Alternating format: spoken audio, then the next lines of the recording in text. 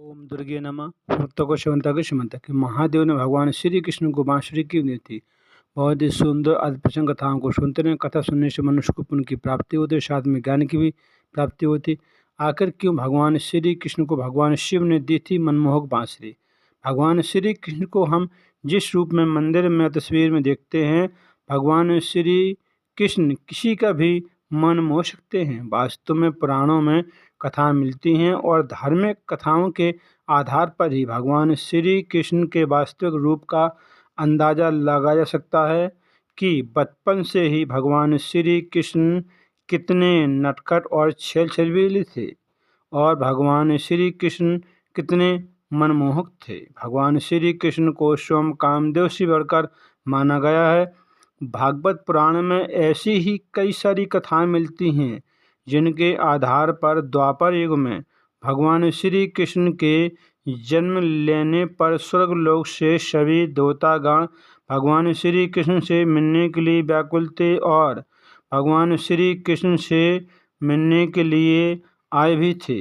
और देवताओं ने कई कई अन्य अस्त्रों के साथ ही कई प्रकार के उपहार भी भगवान श्री कृष्ण को भेंट किए थे।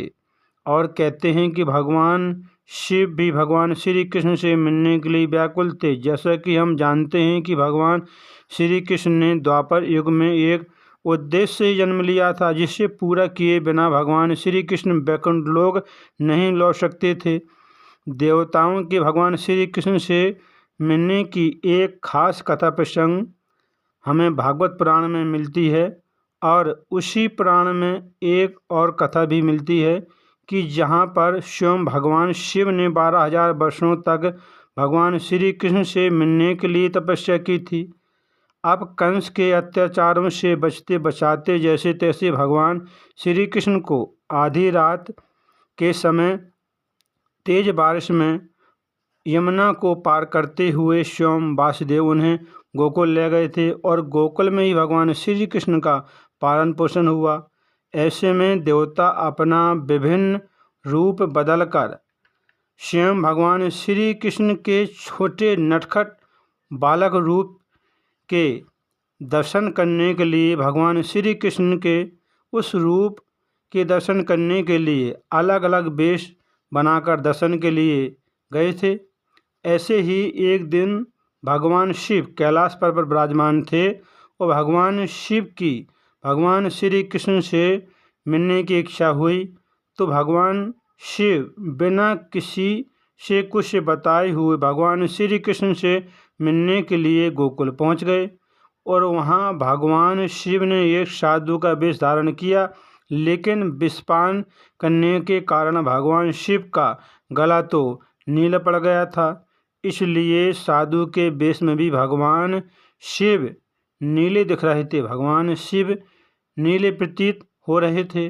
जब माता यशोदा ने साधु का वेश धारण किए भगवान शिव को देखा तो वो भी अपने बालक के पास, तो वह भगवान शिव के रूप को देखकर यशोदा भयभीत हो गई और यशोदा ने भगवान श्री कृष्ण को वहाँ से हटाकर दूसरी जगह रख दिया और भगवान श्री कृष्ण से भगवान शिव को नहीं मिलने दिया। लेकिन भगवान शिव भी कहाँ मानने वाले थे। उनके मन में तो भगवान श्री कृष्ण से मिलने की इच्छा थी। कहते हैं कि इसके लिए भगवान शिव ने 12,000 वर्षों तक तपस्या की थी। मथुरा में स्थित बने एक ताल के पास बैठकर भगवान शिव ने तपस्या की थी। भगवान शिव को विश्वास था कि एक दिन भगवान श्री कृष्ण इसी ताल के पास भगवान शिव से मिलने के लिए अवश्य आएंगे। भगवान शिव ने 12,000 वर्षों तक तपस्या की थी भगवान श्री कृष्ण से मिलने के लिए और 12,000 वर्षों तक भगवान श्री कृष्ण के लिए भगवान शिव ने प्रतीक्षा भी की थी।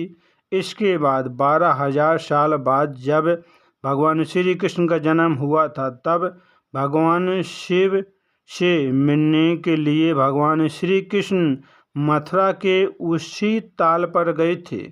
भगवान श्री कृष्ण शिव के इस प्रेम को देखकर बहुत ही प्रसन्न हुए थे।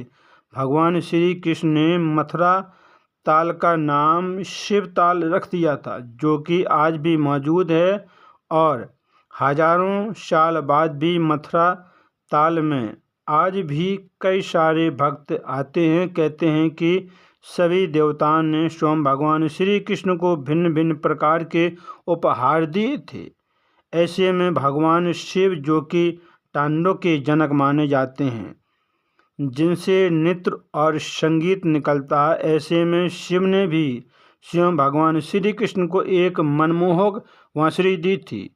ये वही बांसुरी है जो हमेशा भगवान श्री कृष्ण के पास रहती थी और सदैव उनकी वो मधुर वाणी, उस बांसुरी का संगीत हमें सुनने को मिलता था।